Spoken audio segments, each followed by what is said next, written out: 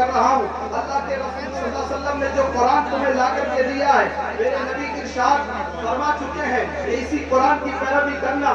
میرے بعد صحابہ نے وقت مثال آپ سے ایک سوال کیا تھا, یا رسول اللہ آپ دنیا میں تشریف لے جا رہے ہیں, ہمیں کیا وہ کون سی چیز ہے جس کو ہم آپ کے بعد اپنائیں گے؟ تو حضور نے فرمایا تھا میرے قرآن کو پکڑے رہنا اور میری سنت کو پکڑے رہنا. اسی قرآن کی میں آپ کو آیت کا ترجمہ سنا رہا ہوں. اللہ فرماتا ہے اس سے اچھی بات کس کی جو اللہ کی طرف بلائے, جو اللہ کی طرف بلاتا ہو. وَعَمِلَ صَالِحًا اور خالص بلاتا ہو, باتیں کرنے والا نہ ہو. یہ ضروری ہے کہ وہ خود بھی عمل کرنے والا ہو. قرآن یہ کہہ رہا ہے وہ دعوت بھی دینے والا ہو اور عمل بھی کرنے والا ہو. ہو سکتا ہے دعوت بھی دیتا ہو, عمل بھی کرتا ہو, لیکن اپنے آپ کو بہت بڑا سمجھتا ہو, اپنے آپ کو بہت بڑا باعمل سمجھتا ہو, متقی سمجھتا ہو, پرہیزگار سمجھتا ہو. اور آپ کہہ رہا ہے صرف اتنا نہیں, کسی پر فخر کرنے والا نہ ہو بلکہ ساتھ میں یہ بھی کہنے والا ہو میں کچھ بھی نہیں ہوں, مجھے جو دیا ہے وہ اللہ نے دیا ہے, جو ملا ہے وہ صدقہ مصطفیٰ میں ملا ہے. وہ کہتا ہوں وقال اننی من المسلمین, اور میں صرف ایک مسلمان ہوں, میں صرف ایک مسلمان ہوں. بہت چھوٹی سی بات ہے لیکن یہ بات بہت چیزوں کو بتا دیتی ہے حضرات گرامی کہ آج کے دور میں ضرورت ہے صرف اللہ کی دعوت دی جائے, اللہ کی طرف بلایا جائے اور عمل صالح کیا جائے, ورنہ حضرات گرامی کامیابی نہیں مل سکتی ہے. آپ سمجھ رہے ہیں کامیابی آپ کیسے پا سکتے ہیں؟ آپ سوچیں کہ ہم بڑا پروگرام یا بڑے لیول کے ذریعے سے ہمیں کامیابی مل سکتی ہے. حضرات گرامی اس سے ہمیں اور آپ کو پیغام مل سکتا ہے, لیکن کامیابی اس پیغام کے بعد کب ملے گی کہ جب اس اسٹیج سے منوٹا کے اس جشن کے اس اسٹیج سے آپ کو کامیابی تب ملے گی جب آپ یہاں سے سن کر کے جائیں اور اس پر عمل کریں, تب آپ کو کامیابی ملے گی. قرآن نے کبھی بھی نامور لوگوں کے لیے کامیابی کا سہرا نہیں رکھا ہے. پڑھ لے پورا قرآن پاک, سورہ مومنون کو اٹھا کر کے دیکھیں. اللہ فرماتا ہے قد افلح المؤمنون الذین هم فی صلاتهم خاشعون والذین هم عن اللغو معرضون والذین هم للزکاۃ فاعلون. جب دین کے ساتھ 7 اوصاف بیان کیے گئے, تو کہنے کو آج کا بڑا مالدار بھی کہہ رہا ہے میں بہت کامیاب ہوں, گاڑی والا کہہ رہا ہے میں کامیاب ہوں, بہت بڑا پیسے والا کہہ رہا ہے میں کامیاب ہوں. کامیابی کا معیار دولت نہیں بیان کیا گیا, کامیابی کا معیار خوبصورتی بیان نہیں کیا گیا. قرآن اس کی پرواہ نہیں کرتا ہے کہ کون کتنا بڑا امیر ہے, کون کتنا بڑا رئیس ہے. یہ کامیابی کا معیار قرآن نے کبھی نہیں رکھا ہے. حضرات گرامی سن لیں اور سمجھ لیں اور اس پر عمل کرنے کی کوشش کریں. قرآن کا واضح اعلان ہے مومن ہی کامیاب ہے. اس سے پتہ چلا کافر کامیاب نہیں ہے. الذین هم فی صلاتهم خاشعون. لیکن یہ بات خوش پہ مبتلا مت ہو جانا. قرآن میں مومن کا لفظ استعمال کیا, 2 لفظوں کا استعمال ہے مومن مسلم. مومن کامیاب ہے لیکن وہی مومن کامیاب ہے جو نماز پڑھتے ہیں. اب نماز پڑھنے والے تو آج کل بہت سے ہمارے یہاں پائے جاتے ہیں, جو صابن دھوتے بھی نظر آتے ہیں, وہ بھی نظر آتے ہیں. تو نماز پڑھنا قرآن نے اس کے لیے قید لگا دی ہے, نماز پڑھتے ہو لیکن خشوع والی نماز پڑھتے ہو, ان کی نمازوں میں خشوع پایا جاتا ہو تو وہ کامیاب ہوتے ہیں. حضرات گرامی اللہ فرماتا ہے والذین عن اللغو معرضون, اور وہ کامیاب ہیں جو لغو سے اعراض کرنے والے ہیں, جو قول اور فعل جن کی باتیں بھی صحیح ہوں اور جن کا عمل بھی صحیح ہو. ایسا نہ ہو کہ باتیں بھی لغو کہتے ہو. لغو بات کرنے والوں کو قرآن کہہ رہا ہے کہ کامیاب نہیں ہے, بلکہ کام کی بات کرنے والوں کو ہی قرآن کامیاب بتاتا ہے. وہی کامیاب ہو سکتے ہیں جو لغو سے بچتے ہیں, جن کا قول بھی صحیح ہوتا ہے, جن کا فعل بھی صحیح ہوتا ہے. اور یہ بات بھی سن لیں زکات فاعلون, اور وہ کامیاب ہیں جو اپنی زکاتوں کو پورا ادا کرتے ہیں. آج نہ جانے یہاں کتنے بیٹھے ہیں, کسان بھی بیٹھے ہوں گے اور تاجر بھی بیٹھے ہوں گے. میں نہیں جانتا کہ کتنے کسان ہیں کتنے تاجر ہیں, لیکن آپ کو اتنا ضرور بتانا چاہتا ہوں کہ کامیابی آپ کو تبھی مل سکتی ہے جب آپ اس حکم پر بھی عمل کریں گے, پوری زکات ادا کرتے ہو. کہ ہمارے علماء بیٹھے ہیں, بہت سے ہو سکتا ہے مدرسوں کے محتمم ہوں, بہت سے ذمہ دار ہوں جو چندہ کرتے ہیں, یہ بتا سکتے ہیں کہ کتنے ایسے ہیں ان کی نظر میں بھی ہوں گے کہ کتنی پوری زکات نکالتے ہیں. اکثر عشر نہیں نکالتے. کسانوں کے لیے ضروری ہے عشر کا جاننا. یہ بھی سب اسی کیٹیگری میں آتا ہے. اب قرآن کہہ رہا ہے کہ جس کا یہ پورا نہیں وہ کامیاب نہیں، جس کا یہ پورا نہیں وہ کامیاب نہیں ہے. اور آگے قرآن فرماتا ہے والذین هم لفروجہم حافظون، اور جو اپنی شرمگاہوں کی حفاظت کرنے والے ہیں. بات بہت لمبی ہو جائے گی اس لیے میں اس کو آگے سلسلے کو نہیں بڑھانا چاہتا. یہاں پر ہمیں صرف 4 علامتیں بتا دی گئی ہیں. اگر آپ صرف اپنی 4 ہی کو اپنے اندر ڈھونڈ لو، تلاش لو، آج اس جلسے میں انہیں سن کر کے جا رہے ہو، کل صبح غور کرنا کہ قرآن نے کامیابی کے لیے چند باتیں بتائی ہیں کہ میرے اندر ہے کہ نہیں ہے، ہم کیا ڈھونڈ رہے ہیں، کامیابی کہاں تلاش رہے ہیں اور کامیابی ہے کہاں، کامیابی ہے کہاں. کامیابی تو ہمیں یہاں دی جا رہی ہے. حضرات گرامی آج لوگوں کا مزاج بالکل بدل گیا، اور مزاج بدلنے میں کہیں نہ کہیں ہمارا بھی کردار ہے. ہمارے بیان کرنے والوں نے بھی اور ہم نے جو منبر و محراب کے ذمہ دار ہیں، ہم نے بھی لوگوں کے خلوق کے مزوں کو دیکھا ہے، لیکن ہم نے شریعت کے مقصد کو نہیں دیکھا ہے. ضرورت اس بات کی تھی کہ ان کو وہ بات بتائی جاتی کہ جو نبی پاک صلی اللہ علیہ وسلم نے چاہی ہے اور جس سے قوم کا بھلا ہو سکتا ہے. حضرات گرامی اس بات کی ضرورت ہے کہ میری قوم کو اس وقت کس بات کی ضرورت ہے، وہ ان کو مزہ چاہیے نہیں، میرے نبی پاک صلی اللہ علیہ وسلم کی شریعت چاہیے جس سے ان کی اصلاح ہو سکے. جب یہ یہاں سے اٹھتے ہیں، جب یہ جلسوں سے جائیں تو جلسہ غوث اعظم یاد آ جائے. تاریخ بغداد بتاتی ہے، دنیا کے طالبین کا مطالعہ کر کے دیکھیں، سرکار غوث پاک کے زمانے کے جلسوں کا مطالعہ کر کے دیکھیں. آپ پڑھے علماء بیٹھے ہیں، یہ بتائیں گے جب میرے غوث اعظم کا جلسہ ہوتا تھا اور غوث اعظم کا خطاب ہوا کرتا تھا تو اس خطاب سے جب مکمل ہوتا تھا تو کبھی 4 کبھی 5 جنازے اٹھا کرتے تھے، اور زندوں کے اندر نہ جانے 1000 یا 2000 یا 3000 اٹھ کر کے غوث اعظم کے ہاتھ پر توبہ کیا کرتے تھے. یہ غوث اعظم کا جلسوں کی شان ہوا کرتی تھی. اب آپ کہیں گے میاں کا غوث اعظم ہے نہ اس جیسی عوام ہے. بات اس بات کی نہیں ہے، ہم اور آپ پابند ہیں اس بات کے کہ ہم غوث اعظم یا غوث اعظم کے ماننے والے ہیں، ان کے جانشینوں کے ساتھ چلنے والے ہیں. ہمیں بھی اپنے مزاج کو ویسا ہی بنانا ہوگا. یہ یقین سے ہم جانتے ہیں یہ ان کی کرامت تھی، لیکن ان کا بھی طرز وہی تھا جو قرآن و سنت نے دیا ہے. انہوں نے ہمیں یہ بتایا تھا کہ ہم اپنے نبی کے دین پر چلنے کی کوشش کریں. حضرات گرامی ہم رطب اور یابس دونوں کا لحاظ رکھیں، ہم وہی باتیں کریں جس کو قرآن نے بیان کیا ہے. اِنَّا أَرْسَلْنَاكَ شَاهِدًا وَمُبَشِّرًا وَنَذِيرًا. قرآن میں اللہ فرماتا ہے اے محبوب ہم نے تم کو شاہد بنا کر کے بھیجا، مبشر بنا کر کے بھیجا، نذیر بنا کر کے بھیجا. آج ہم کو پتا ہے پورے جلسے ہو جاتے ہیں، شام سے لے کر کے صبح ہو جاتی ہے، لیکن حضرات گرامی لوگوں کو صرف فضائل کا ہی پتہ چل پاتا ہے، مسائل بہت کم، مقاصد بہت کم، جو شریعت کے اہداف ہیں ان کا علم بہت کم ہو پاتا ہے. اس لیے میں بتانے کی کوشش کر رہا ہوں حضرات گرامی اپنے علم کے مطابق کہ ہمیں سب سے زیادہ اس بات کی ضرورت ہے کہ ہم اپنے عمل کی اصلاح کریں. ہم اپنے آپ کو کیسا بنائیں، یہ آپ کو ان علماء کرام کے سامنے بیٹھ کر کے ان کی باتوں سے سن کر کے اور اس کو جب گھر پہ جانا ہے اس کو عمل میں لانا ہے.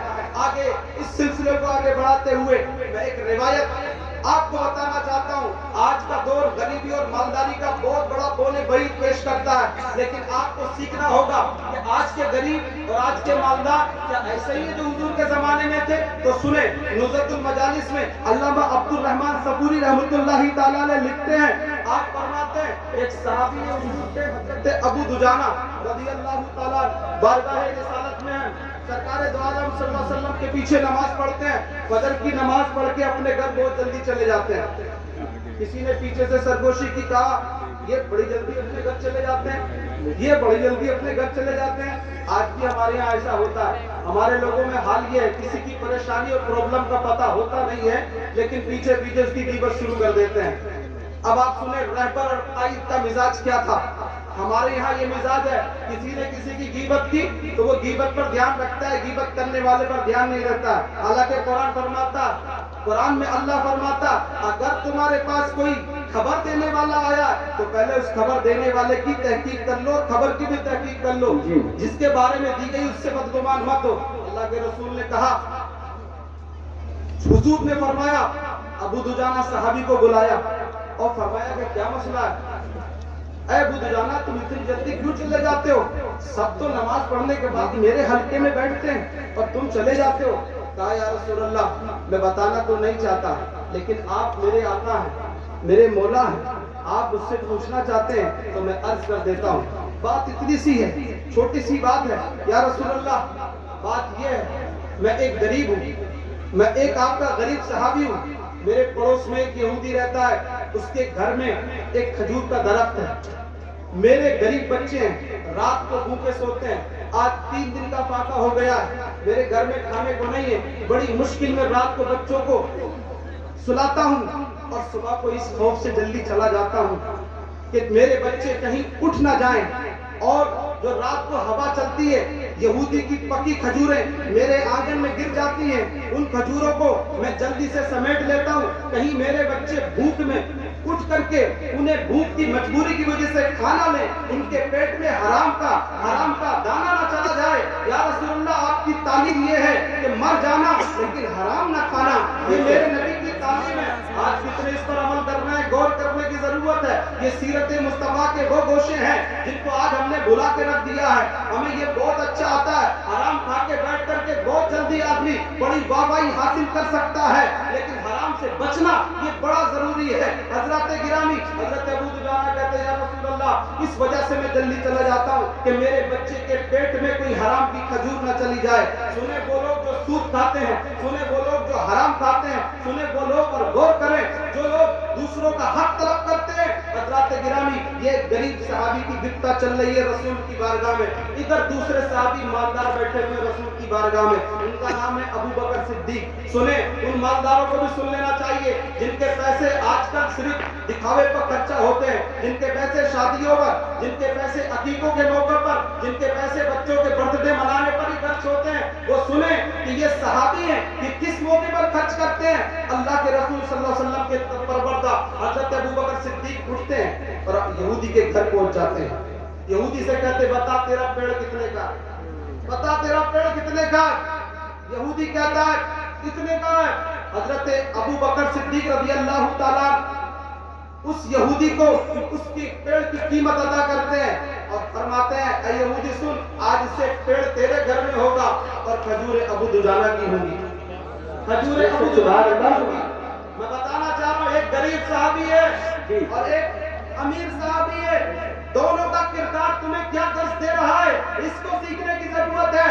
ابو بکر کا کردار تمہیں یہ بتاتا ہے کہ اللہ دولت دے تو غریبوں سے زیادہ مسئلے, غریبوں سے زیادہ سوال کرنے کی ضرورت نہیں, جیسا کہ آج کل کے مالدار اونچی کرسی پر بیٹھ کر کے نیچے غریب کو بٹھا کر کے پوچھتے ہیں کہاں سے آیا ہے, کہاں رہتا ہے, بڑے خوفار انداز میں بات کرتے ہیں. احترام مسلم سے واقف نہیں ہے, مسلمان کو کیسے عزت دی جاتی ہے پتہ بھی نہیں ہے. آپ کو معلوم ہونا چاہیے کسی مسلمان کو اپنی زبان سے تکلیف دینے کو اللہ کے رسول صلی اللہ علیہ وسلم نے فرمایا ہے کہ اگر کوئی مسلمان کو تکلیف دیتا ہے تو وہ مسلمان ہی نہیں ہے. تعریف مسلمان کی بیان کی گئی ہے من سلم المسلمون من لسانه و یدی, مسلمان تو وہی ہوتا ہے جس کی زبان سے, جس کے ہاتھ سے مسلمان محفوظ رہتے ہیں. آپ کو بتانا یہ چاہتا ہوں اس منبر رسول سے سیرت مصطفیٰ میلاد مصطفیٰ کے موقع پر آپ کو یہ پیغام ہم دینا چاہتے ہیں کہ سنیں اگر اللہ نے آپ کو امیر بنایا تو ابو بکر کو فالو کرو, اللہ نے تمہیں غریب بنایا تو ابو دجانہ کو کرو. سبحان اللہ, سبحان اللہ. اللہ نے اگر تمہیں امیر بنایا ہے تو ابو بکر کو فالو کر لو, اور اگر غریب بنایا ہے تو ابو دجانہ کو. کیسے؟ ابو دجانہ غریب رہ کر کے بھی حرام کا لقمہ نہیں کھاتا ہے, اور ابو بکر امیر رہ کر کے کسی غریب کی غربت کی پریشانی کو برداشت نہیں کر سکتا ہے. جب معاشرہ ایسا ہوتا ہے تو اپنے زمانے کے یہ لوگ, اپنے زمانے کے سب سے بڑے وہ لوگ ہوتے ہیں جن کے لیے آسمانوں کے فرشتے ان کے گھروں پر سلام کرتے ہیں. سبحان اللہ, سبحان اللہ. اس لیے حضرات گرامی آج ہمیں اس بات کی ضرورت ہے کہ ہم صحابہ کو فالو کریں. آج ہماری قوم کا اکثر حصہ جو مالدار ہے وہ اس طرف توجہ نہیں کر رہا ہے, جو غریب ہے اس کو اس کی فکر نہیں ہے, جہاں سے بھی جو مل جائے وہ حاصل کرنے کی کوشش کرتا ہے. ایمان کا تقاضا یہ ہے چاہے کچھ بھی ہو جائے لیکن حرام کے قریب نہ جائے, ورنہ یاد رکھیں اس حرام کھانے کا مطلب جانتے ہیں. آج لوگ کہتے ہیں دعائیں قبول نہیں ہوتی ہیں, اس لیے نہیں قبول ہوتی. حضور فرماتے جس کے پیٹ میں حرام کا ایک لقمہ بھی ہے, اس کی دعا اللہ کی بارگاہ میں قبول نہیں ہوتی ہے. یہ بات بالکل ذہن میں رکھ لیں. پھر چاہے مسجد کے مصلے بیٹھ کر کے مانگے, چاہے کعبۃ اللہ میں بیٹھ کر کے مانگے, چاہے مقدس مقام پر بیٹھ کر کے مانگے, اگر حرام سے جو جسم پلا ہے وہ کبھی بھی اس کا مستحق نہیں ہو سکتا ہے. وہ جہنم کا مستحق ہے, میرے مصطفیٰ نے فرمایا. اس لیے حضرات گرامی, اپنے نبی پاک علیہ الصلوۃ والسلام کی طریق کو اپنانے کی ضرورت ہے اور سیرت مصطفیٰ کو اپنانے کی ضرورت ہے. اور آخر میں چلتے ہوئے آپ کو میں یہ بھی بتا دوں کہ حضرات گرامی, جو صالحین کا ذکر آیا ہے, علماء کا ذکر آیا ہے, انہی کو فالو کرنے کی ضرورت ہے, کیونکہ یہی آپ کو صحیح راستہ بتا سکتے ہیں. انہی کے طریقے کو اپنانے کی ضرورت ہے اور اپنے بچوں کو اور اپنے گھر والوں کو دین سے آشنا کرانے کی ضرورت ہے. ہر موڑ پر ضرورت ہے. آج بھی بہت تیزی کے ساتھ لبرلزم پھیل رہا ہے, آج بھی بہت تیزی کے ساتھ سیکولرزم پھیل رہا ہے, آج بہت تیزی کے ساتھ ہمارے نوجوانوں کو گمراہ کیا جا رہا ہے, آج بہت تیزی کے ساتھ میں لوگوں کو اللہ کی طرف سے ہٹایا جا رہا ہے. آپ کب اس چیز کو پہچانیں گے کہ وہ کون لوگ ہیں جو آپ کے دین سے آپ کو دور کرنے کی کوشش کر رہے ہیں. آپ اگر ان علماء کی صحبت میں آئیں گے, ان کے پاس بیٹھیں گے, تو آپ کو یہ سننے کو ملے گا. تاریخ ہم کو یہ بتاتی ہے, علماء کرام کی سیرت سے صرف ایک واقعہ حضرت امام اعظم کا میں بتا کر کے اپنی بات کو ختم کرتا ہوں. سرکار امام اعظم کا بچپن کا زمانہ ہے, خلیفہ منصور کا دور ہے. بادشاہ عیسائی نے ایک لیٹر بھیجا اور ایک بڑی جماعت منصور کے پاس بھیجی اور کہا کہ ہم نے سنا ہے تمہارے مسلمان علماء بڑے بڑے قابل ہیں, ہمارے کچھ سوالات ہیں, آپ کے علماء سے ہمارے یہ سوالات حل ہو جائیں تو ہم آپ کی باتیں ماننے کے لیے تیار ہو جائیں گے. ایک بہت بڑا چالاک دہریہ جو اپنے آپ کو بہت بڑا قابل سمجھتا تھا, منصور کے دربار میں آیا. منصور بادشاہ نے پورے علماء کے پاس خط بھیج دیے کہ بڑا تاریخ میں بڑا مقام پر سب جمع ہو جائیں اور آ کر کے اس دہریے کے سوالوں کے جواب دے. آپ سنیں, آج ہمارے بچے صرف موبائلوں پر رہتے ہیں, آج ہمارے بچے صرف دنیا داری کے معاملات میں رہتے ہیں. اگر علماء کے پاس بیٹھیں گے تب یہ سب سیکھ سکتے ہیں, تب یہ کمالات آپ کو حاصل ہو سکتے ہیں جو اللہ نے ہمارے امام کو عطا فرمائے. امام اعظم کے والد بزرگوار آپ چھوٹے تھے, لے کر کے اس مجلس میں پہنچ جاتے ہیں. علماء سے سوال کا سلسلہ شروع ہوتا ہے. ایسے سوالات تھے کہ علماء ان سوالوں کے جواب دینے سے قاصر ہو جاتے ہیں.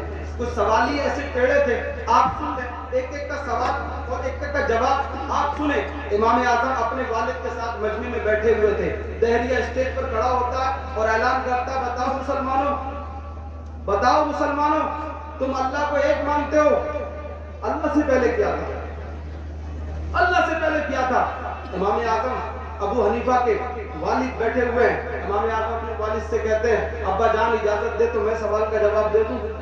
آپ کے والد کہتے ہیں, بیٹا اتنے بڑے بڑے علماء بیٹھے ہیں, جب وہ نہیں جواب دے رہے تو تم کیسے دے سکتے ہو؟ تو کہا, ابا جان میں اس مسئلے کو بھی حل کر دوں گا, میں علماء کی عزت کو کم نہیں ہونے دوں گا بلکہ ان کی عزت کو بڑھا دوں گا. امام اعظم ابو حنیفہ مجمع سے آگے نکل کر کے آتے ہیں اور عرض کرتے ہیں, اے دہریے, ہم سے سوال کر, میں جواب دوں گا. وہ کہنے لگا, اتنی بڑی قوم کے اندر سے صرف ایک بچہ نکل کر کے آیا, بڑے بڑے عالم بیٹھے ہیں تمہارے زمانے کے مشہور, وہ جواب نہیں دے رہے, تم دو گے؟ اس نے کہا, بات یہ نہیں ہے. امام اعظم نے کہا, بات یہ نہیں ہے کہ یہ بڑے بڑے علماء جواب نہیں دے پا رہے ہیں, بلکہ بات دراصل یہ ہے کہ تمہارے جیسے لوگوں کے لیے علماء کو جواب دینے کی ضرورت نہیں ہے, بلکہ مسلمان کا بچہ ہی جواب دے سکتا ہے. مسلمان کا بچہ ہی جواب دے سکتا ہے. اب غصے میں آ گیا, تاؤ کھا گیا, کہنے لگا, اچھا بات ایسی ہے, باتیں بہت بڑی بڑی کرتا ہے, بتا, میں نے تجھ سے پوچھا ہے, میرا سوال یہ ہے کہ خدا اس وقت کیا کر رہا ہے. میرا سوال یہ, خدا اس وقت کیا کر رہا ہے؟ امام اعظم نے کہا کہ تم کون ہے؟ کہا, میں سائل ہوں. کہا, میں کون ہوں؟ کہا, تم مسئول ہو. تو کہا, پتا ہے سائل کی جگہ کہاں ہوتی ہے؟ سوال کرنے والے کی جگہ نیچے ہوتی ہے اور مسئول کی جگہ اوپر ہوتی ہے. پہلے تو نیچے اتر گیا, تب میں تیرے سوال کا جواب دوں گا.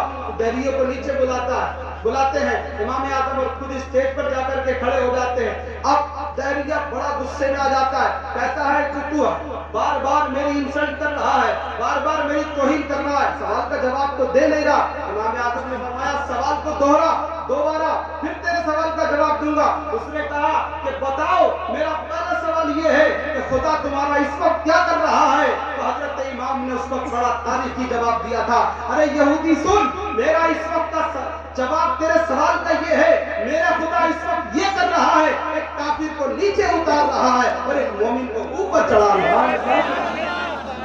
को नीचे उतार रहा है, मोमिन को ऊपर चढ़ा रहा है बहुत तेजी के साथ। दूसरा सवाल, हजरत गिरामी वो गुस्से में आ जाता है और कहता है कि मेरा दूसरा सवाल है, बता खुदा से पहले क्या था? इमाम आजम ने कहा गिनती तो आती होंगी? हाँ गिनती तो आती है। कहा गिनो? मैं मजाजी गिनती की बात कर रहा हूँ, हकीकी गिनती की तो बात ही नहीं है। गिनवाना शुरू कर दी कि गिन, चाहे 10 से गिन ले चाहे 5 से गिन ले।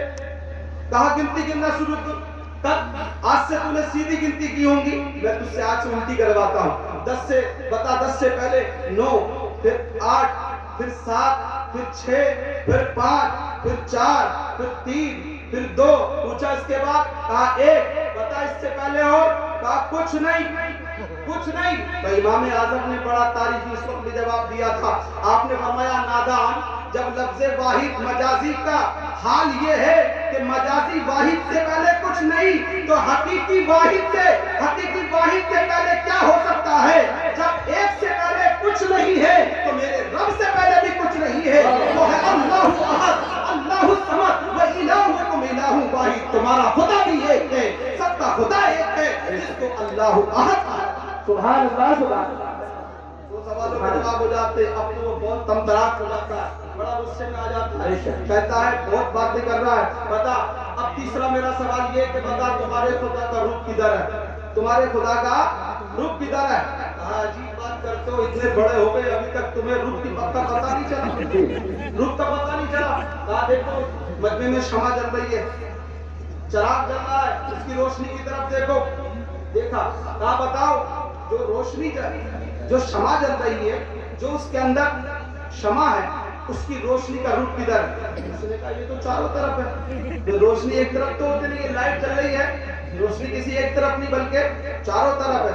उसने कहा, इमाम आजम ने उसके सवाल का जवाब दिया, नादान, जो ये रोशनी जो एक दुनियावी रोशनी है जिसको अल्लाह ने तख्लीक किया, जब इसका हाल ये है, जब इसका हाल ये है कि जरा सी एक चिराग की जलने वाली रोशनी चारों तरफ है, तो मेरा रब तो वो है अल्लाह नूर समावाती वल अर्द, अल्लाह आसमानों जमीनों का नूर है, अल्लाह तो सबसे बड़ा है, उसकी नूरानियत का तो कोई अंदाजा कर ही नहीं सकता।